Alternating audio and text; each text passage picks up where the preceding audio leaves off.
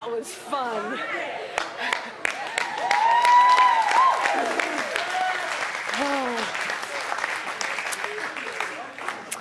Good morning. Who's there? Catch my breath, because I was in a love train. So I've been a little introspective this week. I heard that on Tuesday, my Science of Mind teacher had transitioned. And although I hadn't spoken with Bill for, 4, 5, 6, 7 years, there's still something that touches me deeply about our connection. It was in 1977, it was in August of 1977, that I felt like the universe conspired to get me out of the life that I felt like I would be stuck in and die in. And in 1977, it was strange because my first husband and I got an income tax refund of $1,400, which in those days, that was more money than I had ever had in my life. And said husband also went out of town for the weekend, which never happened. And I had an awareness, an explosion in my brain that said, if you don't get out now, you never will. And so I had a check, but it had 2 names on it. 1977, I took it to the bank, and they were happy to cash it for 1 signature. And so I turned it into American Express traveler's checks, because that's what rich people do. And went home and packed quickly. And got a ride out to Tampa with my 3-year-old son.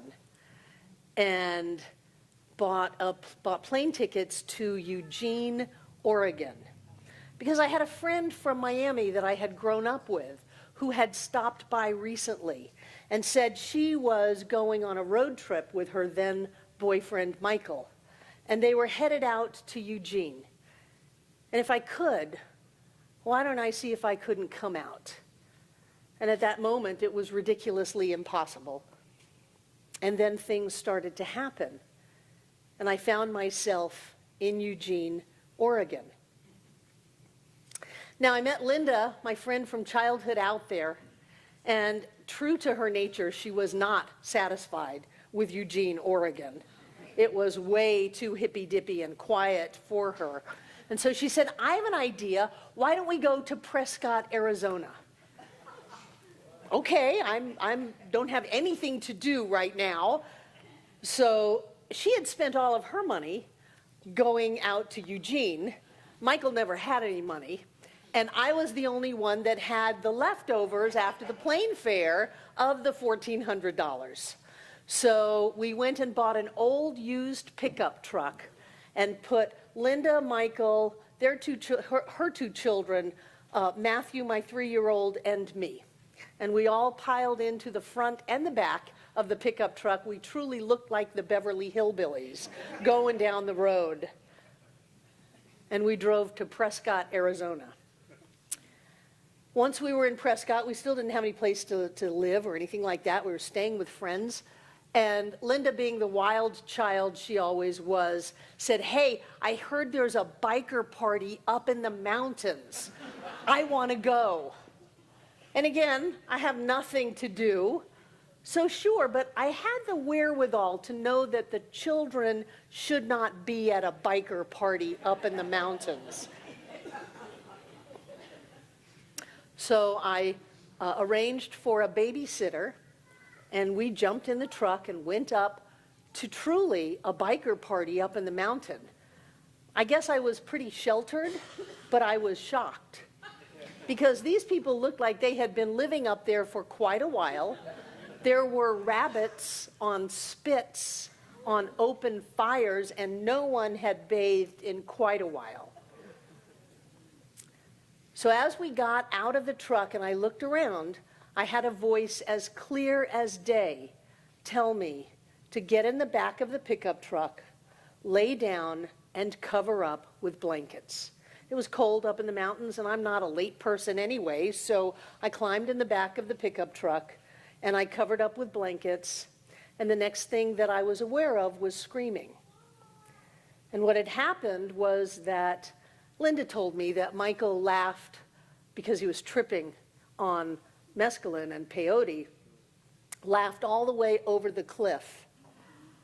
It was a 40-foot drop into rocks, and I flew out of the back of the pickup truck and landed in the rocks. I think I landed on my head because my skull has this break that never healed correctly. Could have been that, could have been when I was hit by a car as a kid, could have been when I was hit in the head with a 2x12x20 piece of wood that my father had designed, a teeter-totter that spun.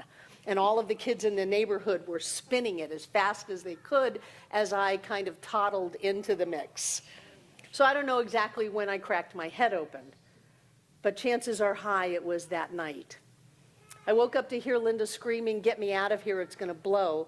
And sure enough, gasoline was everywhere, and I did climb up on the mangled wreckage and dragged her out. There was no helping Michael. And after Linda went to the hospital and we found out Michael had died in the crash, a couple of days later when she was out of the hospital, I said, let's go back to Eugene. It seemed much safer there. And I scraped together the very last of the dollars that I had and bought Greyhound bus tickets for Linda, me, my son Matthew, and her 2 kids. And we made it back to Eugene. And the very next day she said, you know, somebody has wired me some money. I'm going to get an airplane ticket and go back to Miami. And she did. And I was sleeping on the floor of someone I had known many, many, many years ago so that my 3-year-old son could sleep on the couch. I'd gone through every penny that I had in 2 weeks, and I was away from everything that I knew. I had no idea what I was doing. I was stripped bare. And sleeping on the floor one morning, I felt a foot nudge me. And one of the people who actually lived in the house said, hey, we're going to church. Do you want to come? Now, I grew up Methodist, and I know one thing, Methodists have coffee at church. So I hadn't had any coffee for a couple of weeks, and I was all in. Sure, let's go to church. And we went to the Eugene Church of Religious Science. And I walked in and heard this man, Bill Tolliver, tell me that I could have a life of my dreams if I would only do the work. Now, I was all about doing the work. Just tell me how. He said, if you will do everything I tell you to do for 4 years, I guarantee you, you will be rich. I'd never even had a glimpse of the possibility of having a life where I was rich. I always wanted it. When I was 4 years old, I went around and told everybody I was a princess. There had been a big mistake, and please help me find my family. It was the family joke, but I was dead serious. I grew up all of my life knowing I was supposed to be rich, but never having a way to do that. He said, if you will do everything that I say for 4 years, I guarantee you, you will be rich. And so I started listening. Especially since in 1977, this man swore from the stage. 77. People weren't swearing in churches then. Now, I've made it more popular.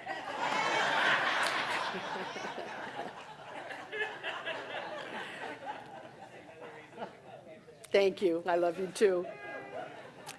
But what he taught me was that there was a power and a presence within me, and I could learn to use it. That I would have to give up some cherished beliefs along the way.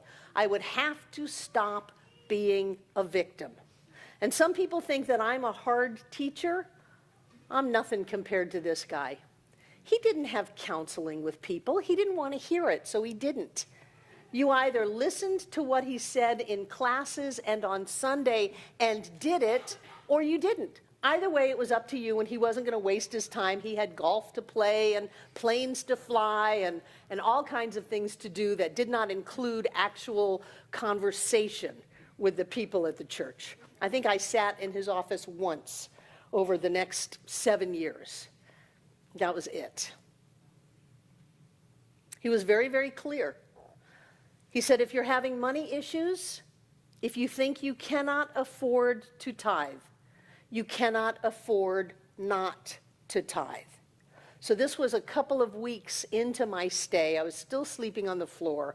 I had no money. I had no prospects. I had 37 cents in my wallet. And I realized that I was going to either learn to use these principles and have a shot at the life of my dreams, or I would not do anything and my life would just continue to plummet into the depths. So I remember I had one of those hard leather, native, Western stamped wallets, and I clicked open the coin container of it and turned it upside down and put it in the basket. And I said, okay, God, this had better work, because I'm out of options here. I have a 3-year-old, and I'm living on the kindness of pretty much strangers. And it was 2 months, 3 months later that I had a car. I had a job with the Eugene Public Library. How sweet is that? I had an apartment, and I had childcare for my son. It only took a couple of months of really trying to pull my life together, to have it go far beyond where it had ever been when I left it in Florida. Bill Tolliver saw something in me that I had not yet seen in myself. He didn't pet me. He didn't encourage me.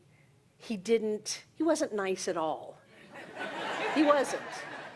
It was a complicated relationship. But he pushed me and pushed me until I had a grasp on something that I knew was real because it was coming from inside of me. And then he went and took a job in Fort Lauderdale. And I stayed in Eugene for about 6 months. And it just wasn't the same. I tried to make it the same, but it wasn't the same. And so I sold my meager belongings, got in a car with a guy, and started the journey to Fort Lauderdale. And when I got there, I walked in, and I knew that that was my place. And I claimed it as mine. I took first year in Eugene. I took first year, which is like our Monday night class, every year after that. It took me 5 years to get through a 4-year course to become a religious science minister. And every one of those years, I took first year over again. And I was amazed at some of the new things that they had put in the Science of Mind textbook. I was amazed at some of the new things that Bill had said, because I hadn't heard them before. I tended bar in Fort Lauderdale. I sold vacuum cleaners in Fort Lauderdale. And then on my 5th request to work at the church, I was accepted. I didn't know how to type, but I didn't say that to anybody.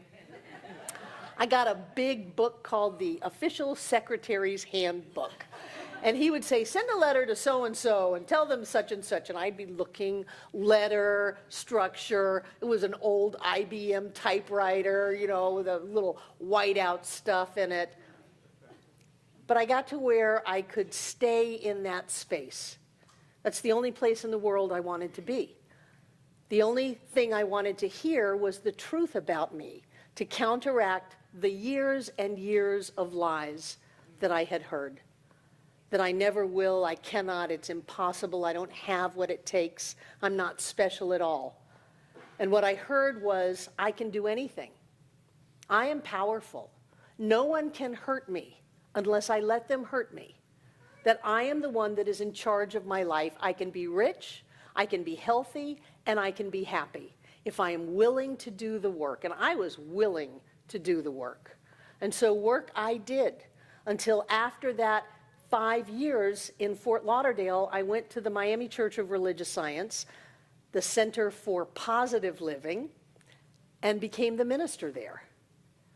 And my journey has not stopped.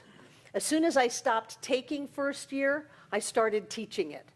And I have taught pretty much every year since then. I remember I met Larry Williams over at the Unity Church when it was on Airport Road. I was teaching Science of Mind, the 100-year class. I didn't stay at that church because the minister didn't like the fact that I was teaching Science of Mind there and had some very strong opinions on that. And so I left, and that's really what set the stage for this center to be born. I don't know of a teaching that is better for allowing us to grow than this teaching. I don't know of anything that is more kind than to have someone tell us the truth and to be able to work that over and over and over again. I am forever grateful. I'm grateful for the hard teachers in my life. I don't want someone to say, oh, there, it's going to be okay. It's only going to be okay if you make it okay. And that's what I want to hear. Right now, you're making it not okay. And that's what you're going to get. If you want it to be okay, you need to make it okay. Nobody can do it for you, and nobody can stop you. That's the kind of teacher I want. And that's the kind of teacher I want to be. I want to be so clear in who I am that I can hold a light so that you can see. And if I try to soft pedal it, or if I try to make it easy, I'm not doing you or me a favor at all. I fought long and hard for this life. I struggled, I scrimped, I saved. I gave plasma twice a week for over a year to have money to buy my child food to eat. I was on welfare, I was on food stamps, and still, every time the doors of that place in Eugene opened, I was there. Because I knew that it had something that I desperately needed and I had never heard before. So to you, Dr. Bill, to you, Bill, this is the only picture I could find of him on the entire internet. Fascinating. He retired 23 years ago, so I guess we didn't have digital photography then. He would hold the bar so high that if we tried to reach it, we would have huge transformations. He accepted nothing less than excellence from everyone around him. And so in that expectation, we brought forth excellence. And I am deeply, deeply grateful for having found someone who wouldn't take any of my crap, who wouldn't believe my lies, who only knew what was possible for me. Have found someone who would open up the door to my life and my soul and help me walk through it to get to where I am today. I am very, very grateful for this man. And as he has transitioned into the greater life, I wish him well and bid him adieu and trust that when I go, there will be people who are able to say, Barbara Waterhouse pushed me. She wouldn't take any crap. She didn't listen to my lies. She only knew what I could be, and because of that, I was able to be that. And so it is.